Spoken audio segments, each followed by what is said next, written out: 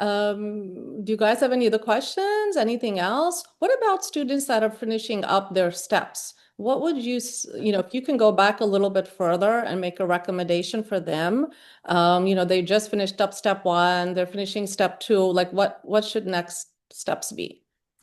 I'm just gonna say off of personal experience, try to get them done as soon as you can. Do not wait, especially if you're doing, one of my very best friends, she went to med school in India and she had a gap between her step exams. And that 1 month gap turned into a 2 month gap, turned into a 6 month gap. It got to the point where it hurt her application in the future. So a lot of the step exams, they all kind of test the same material, but just in different verbiage. So you already know the material, like you took step one, you took step two, knock step three out also. It not only sets you up for success in residency and being, a good resident, but it takes a lot of stress off your plate when you're in training. Because I was that resident that, they gave us a deadline of the end of second year, and I was like, 3 months before second year, I'm trying to, prep for my exam while working as a resident. It's a lot of stress, and you don't want that to affect your scores. So take it as soon as you can. So, because we didn't record the first part, I'm going to go back to the research opportunities. If you guys can just tell me again what is the best way to look up research for recent graduates? You mentioned the क्या कहते हैं, FCPS at colleges, right? Look at them, see what kind of research they're doing.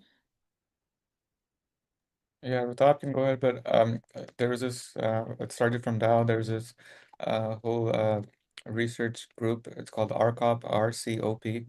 They're very active on social media as well, and they do conduct a session and they teach you from the basics all the way to the advanced. And they make groups and they'll mentor you, and it's a very big community and they have lots of people involved. And you can just search their social media. It's a very good way to start because it's very hard to you know what to do from the get-go. And start early if you're in first year, second year, you can start right away. And yeah, try to do research, try to incorporate that. And then Rutap said some more stuff, I think. You know, Yeah. go So ahead. you can go to hospitals like for FJ, whatever hospital you rotate at in medical school, you can try approaching the PGY ones, two, threes that are going through like FCPS training there because they also have like a requirement. They need to do research in order to like graduate from their residency in Pakistan. So a lot of the times they have ongoing projects, and these are usually like retrospective cohort studies. They might even be clinical trials, depending on what department you go to, and they need help because they don't have the time to like write stuff up, so they'll involve you in the manuscript writing process, they'll involve you in the data collection, data analysis process, and they will teach you sometimes. So try approaching them as well if you want like some of those studies. And RCOP is a great like uh, also a platform for like learning review studies and stuff you can do from home online that you don't really need like an IRB for. So yeah. So just to kind of review, because I didn't have the record on in the beginning, just like you mentioned, go through and make sure the programs are IMG friendly, right? And then make your list from there and reach out to those programs. So I hear a lot of students will approach me and, they're looking for, contacts, FJ की कोई graduate वहाँ resident काम कर रही है and things like that. Do you guys think that that made a big impact on where you ended up? Did you end up at your program because you knew someone or like what's the secret? So my this program that we're at right now, I actually am the only like King Edward resident there. So there's like no one in the PGY2, no one in the PGY3s. But there are people on the faculty. So like our cardiology department, it has like three, four King Edward graduates. So I tried connecting to them, and I like DM them like, hey, I'm thinking of applying to this program. What do you think? And they were really like, oh, you should go for it. So you can try, and it does make a difference. Like if somebody goes to your PD and says like, hey, there's this kid that is applying this year, look at their application. It can make a difference, but it's not like an end all be all that there needs to be someone from your university at a program for you to match there. What do you think, Vijay? You agree with that? Yeah, ये थोड़ा सा है, लेकिन I think it really depends on who the connection is. अगर कोई those I had like one there's lots of people from Dow, they match. So some people they can recommend, I think, to the PD as well. Every year they ask the residents to recommend someone. And if you have someone that's very close, that will be a very good way to find someone. It can help get you interviews as well. But at the end, it's all in your application, and it does streamline the process a little bit sometimes. But I think you need to really focus on your application as well. So don't. Some people don't have connections and they're worried. I don't have any connections. What can I do? But it's both ways. So some people match without connections. Some people go unmatched with connections. So yeah, it really depends on you. Yeah, and I I think there's think a few for questions in the chat box as well. um Yeah, you can go ahead. Sorry. there are some questions in the chat box. Can you guys access? I don't know if you can access those. We have a question. What are your thoughts on doing a house job or internship in Pakistan? Would you recommend doing a house job or instead applying for the match as soon as you graduate? I did house job. I don't know if you guys did house job, but I think during house job I was actually trying to give my step two, and it was a very tough job to get time for step two. So I took a break from house job, then I gave step two and I rejoined it. But I think it's a good backup if you can, because the match rate it's very competitive. There's only like 58% I think for non-US IMGs as well. So it's a good backup to have if you God forbid go unmatched. So like with 60% matching, like 40% go unmatched. So it's a risky business. So I think it's if you can apply the first year right after graduation, if you're given the steps, then go for it. But if you have time to, kind of wait it out a little bit, you can do house job as well. So it does kind of help you work in the meantime, make some money as well, try to support yourself until you match or God forbid go unmatched. Yeah, I had the same experience as Vaji. Actually, I started my house job, then I took some time off, gave my step two, and then I restarted again. And yeah, it is difficult to study during that, so I wouldn't like recommend compromising the steps for the house job experience. But if you're done with the steps, you're like right now, you're done with the steps, you've applied, you can go for the house job right now while you're getting interviews, and you can just like hop on Zoom because interviews also happen at night. So you can do that because another thing that they do emphasize on these applications is having like a continuity of like clinical experience. So you can take a lot of time off and have nothing to show for it because they do ask you like what were you doing in this year, especially if you're not like if you even have like I applied a year after I graduated, and so they asked me like what were you doing during this time. So it's good to have something to show for it. You can also have patient experiences that you can include in your personal statement. You can also talk about them. A lot of programs love asking in their interviews, like an interesting patient you had, like what do you do if you're dealing with a difficult patient and stuff like that. So you can like draw from personal experience instead of like making something up at that point. Yeah, I use all my house job patients for all these type of questions. So yeah, it helps though. It It helps. helps. We have another question. It says, I have a question about the setting preference in EROS. It asks about rural, urban, suburban, or no preference. So what's the right choice? And does having a specific choice limit your options? I think it's better if I put no preference because for us it's difficult anyway, so it's better to match whatever you can, unless you're very specific and you want to go into only university program, which is very hard to get into. So I wouldn't recommend going with a preference. I think it's better to just apply broadly and try to find whatever you can.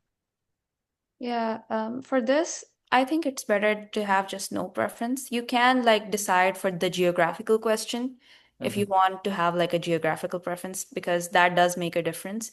But this, you shouldn't like be choosing any specific thing on this just to be safe. Our next question is, can you share a basic format for a personal statement? Also, should we personalize it for the programs we're signaling? I think personalizing your personal statement for programs is actually very difficult to do because I tried to do that. If you have a couple of programs that you really, really, really want, maybe one or two, sure, you can always kind of adjust your personal statement to keep one for the programs that you really are your top choice versus everyone else. But I think that's going to be an exhausting thing to do because writing a personal statement period is just difficult. And then having one for each program is it's hard. So I would probably do that if there's one program that you really, are putting all the eggs in one basket in for that, but I would keep one general personal statement. I actually kind of use this, made like a one format for everything, and then for my signal programs, I tried to add a couple lines at the end just for the signals. So that really helped, and it kind of, I don't know, I think uh, it signals to the program that you're very interested because you're personalizing the statement as well. So it does help if you have the time, then yeah, you can just for the signals, I'd say go for it. Yeah, especially if you like rotated there for like an observership at the hospital you're now applying to, then I would say just add in something like when I was rotating here, I also saw this, or I just put it in there just to reiterate that you know their system. So that can be a good idea.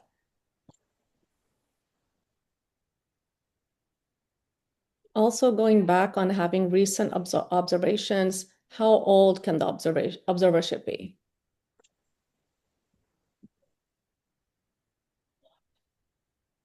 There's no set limit. I think it just depends if you have the opportunity, if you have the time and money, you can afford to do another couple observerships. It's better to have a recent observership.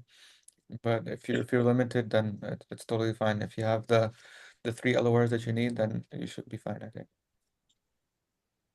Does observing count as continuity? I don't think it does it? Uh, You can include it in your timeline. Like if somebody asks, what were you doing this during this time? You can say, oh, I was on observerships for 3, 4 months. I was getting my USCE together. So you can, it's important just to have something, I think, instead of like saying, oh, I was at home.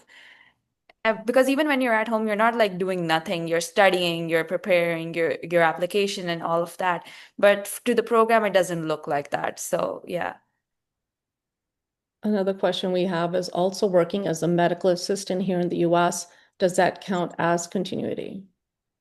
Yeah, it does. Actually, that could actually be a really good experience because you have EMR experience, like the ins and out of the system. So that can actually be a great thing to include on your application. Yeah, I think you mentioned, I think that's a strong point that I actually had a Caribbean graduate reach out to me asking, should I have an opportunity to work as a medical assistant or should I forego that and do observerships?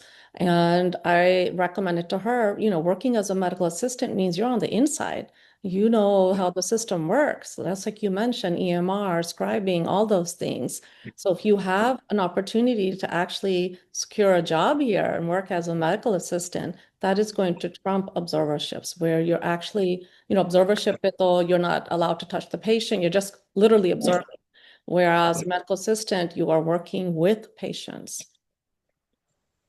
I actually worked as a medical assistant after I graduated med school and before I was applying for a residency because I did it during COVID. So that kind of set us our timeline back. So I had a couple months where I was just sitting at home and I worked as a MA for infectious disease office in Florida. So it was great. And I was able to include it in my application and my timeline. So I definitely think if you have the opportunity to do it. मुझे पता है इस बार time ही मिलना है इसलिए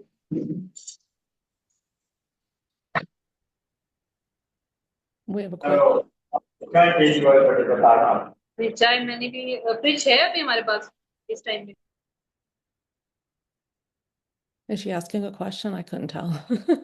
Somebody's just talking, right? Okay, so our next question is regarding observerships. Is it better to aim for 3 LORs or the number of weeks in total for observership?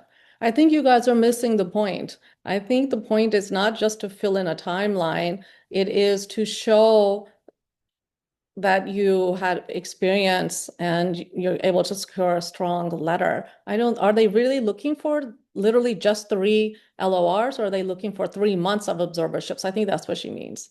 Yeah, I think it's better to have the LOR specifically. If even if it's a 2 week observership, that's fine, as long as you get the LOR, because that is a requirement for the application. You can't apply without because minimum 3 LORs, otherwise they'll filter out your application. It's very risky without those 3 LORs. So you have to have a minimum of 3. Okay. Yeah, most places. Yeah, a lot of them have 3 and some even 4 when you include like your letter from the dean from your medical school.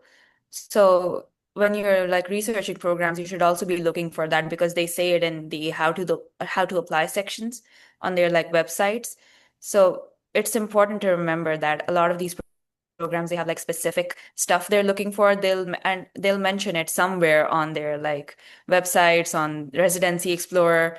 So keep an eye out for them. The number of LORs, personal statements, Dean LORs, IMSEL for IM applicants, stuff like that. Yeah, I think when I was applying researching programs in the Excel sheet, for every program that I tried to, add it to my list, I went to their website, and it takes like 10-15 minutes. You can go through the how to apply section. They'll show you all the requirements. Some places have weird requirements, like 6 months of clinical experience in the US. They don't accept IMGs or stuff like that. So it really, it really helps. And you can see the resident list and all the other requirements as well. So I'd say it's very important if you can spare some time out to see the website as well. Yeah, especially for older grads, they'll have like their timeline listed in that section that we don't take graduates from like 3 years, a year of graduation, 5 years, 2 years. Some of them, like I think it's Yale, that says you need like 2 years of clinical experience in the Yeah, US some before you places have can apply. So, very strict requirements. So yeah, just be aware of that. And it doesn't show up, everything is not updated on Residency Explorer. yeah. So it's better to see the program website before um, really applying it to every program. Yeah. And even if you can do it for all like 150 programs, at least do it for your signals because you don't want to waste a signal on somebody that's not going to even look at your application. What about scores? Let's talk about that just for briefly. Step 2 scores. You have any suggestion? Like, is there a certain number that they should be trying to get, 250 above, 260? What happens if you're in the 240s and below? Any suggestions for those graduates? What can they do to bulk up their CV? Yeah, I think really depends on you. A lot of places vary. So like the university programs, obviously they require higher scores, 250 plus, 260s at times.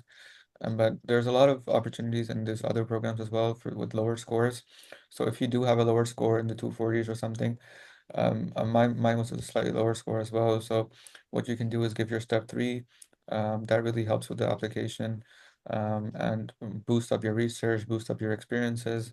Do as much as you can because you can't change the step 2 score, so you can change whatever else comes after it. So that really helps as well. If you can build connections, do your research. Step 3, it really helps with step 3 as well if you have a low score. Um, Regarding step 2 scores, I think it's better to be like in the middle, like in the bell curve, because if you go to like Residency Explorer, you can see like the median scores of the programs, like what residents they're taking. So they'll have like a higher limit and a lower limit. So you can see like this program usually takes residents that have 240s, 250s, or 250s, 260s. So I think that's safest. Just like if you're in the 250s and 260s, you're good. But if you're lower or higher, try to look for programs that fall within your range. And like I said, in the how to apply section, they will like some programs, a lot of programs will explicitly state that, oh, we're not taking anyone that has a score below 230. So don't apply there. You don't need to apply there unless you have like a really strong connection to them. And even then, I would be like wary of like doing a gold signal on that. Any other questions for our panel? Would you guys like to add anything else? Any other secret tips? I think we didn't really talk about much about interviews, but interview is a really big thing, especially coming from Pakistan. So I think a lot of people miss the interview process and they get stopped by the interview process. So it's really important for you to practice as early as you can, right after submitting. Take a few days off. You did a good job, but the process does not end there.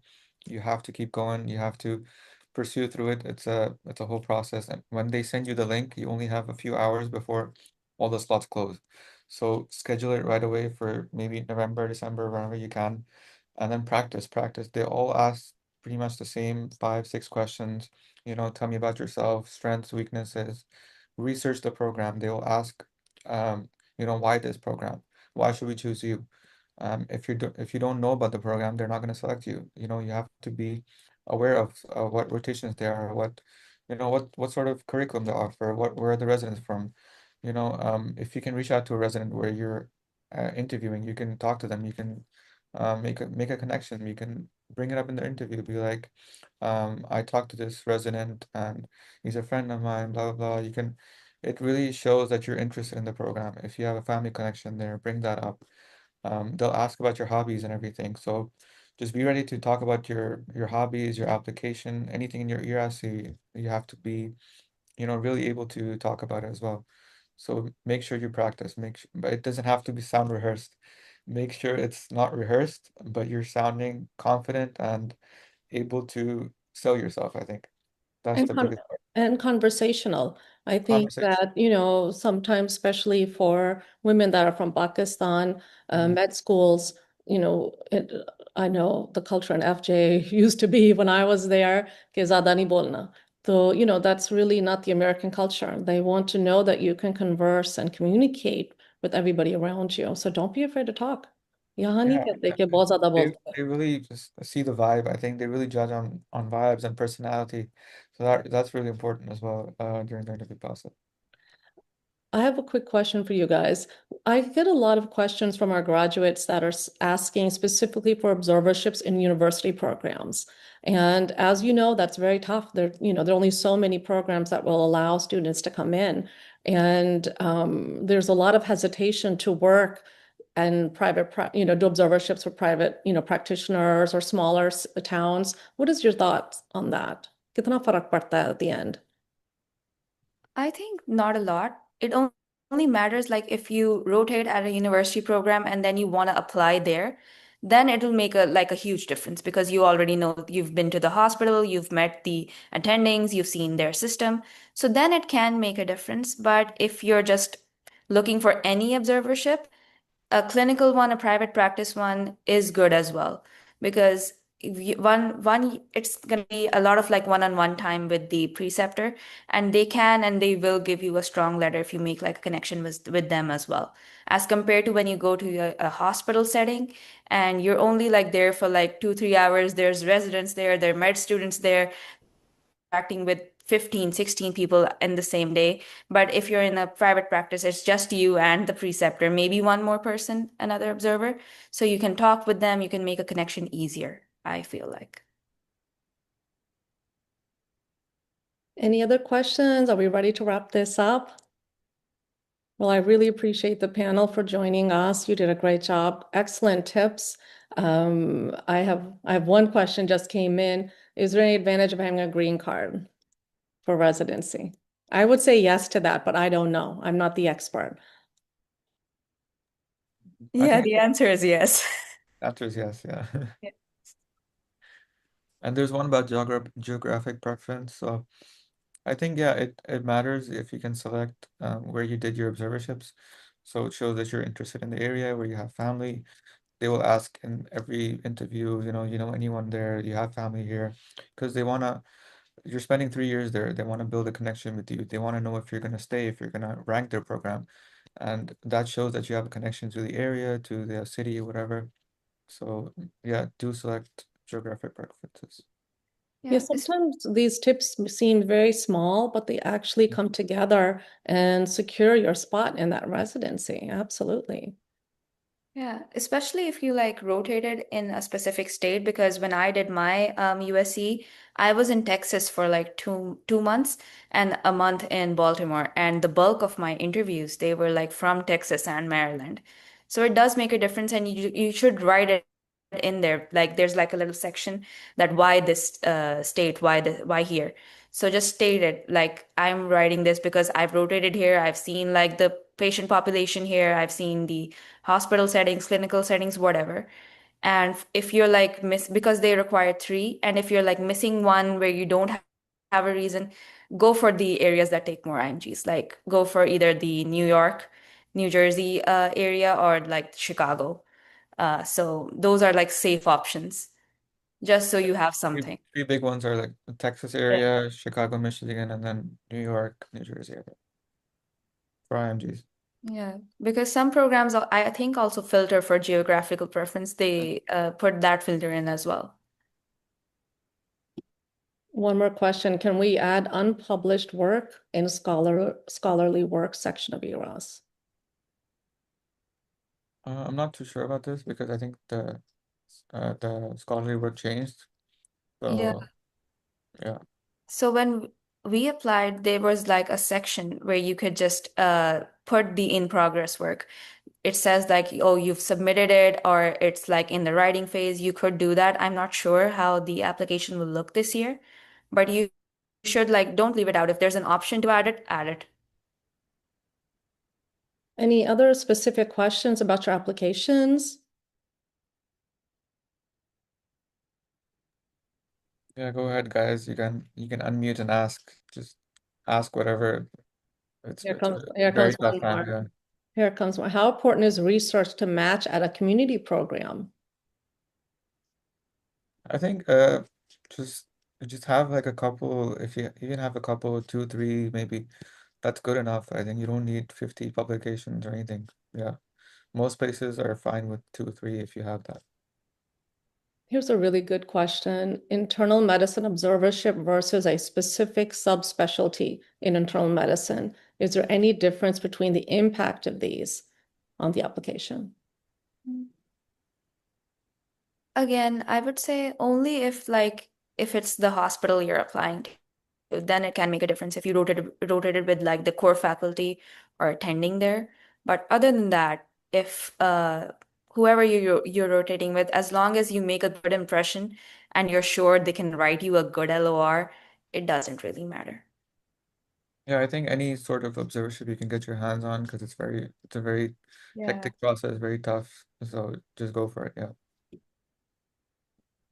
How would you manage your CV for more than one specialty? Yeah, that's a good question. I think because I was applying, I applied both IM and FM, so it kind of came together. So I didn't really have to change it much. But personal statements, if you can prioritize for each specialty, that would be good. For the experiences, I think just have broad range of experiences. Make it have clinical experiences outside of clinical, like volunteer research or something mentorship. So have a wide range of experiences as well. Yeah, and especially for people that have like more than three, so the minimum is three, the maximum is usually four. So even if you have like six, seven, eight LORs, you can only assign four of them. So when you're like dual applying, try to like be just make sure before you hit the submit button that your PEDS program only have the PEDS LOR on them and the IM programs have the IM LORs on them, because I remember there were people that made that mistake last year and then they panicked. So yeah, just double check. Should we do observerships only in the program we are planning to match? No, because you don't know where you're gonna match, so Yeah. it's tough. Yeah. Just If you get can find an observership at like the place you want to match at, like if you do an observership and you find out they have like a residency program that sponsors a visa and that takes like IMGs, then you should definitely like gold signal that program, put that at the top of your list that you want to go there. And speaking on that, we're all from the same program. So I graduated from their program, and I was one of the chief residents during my third year.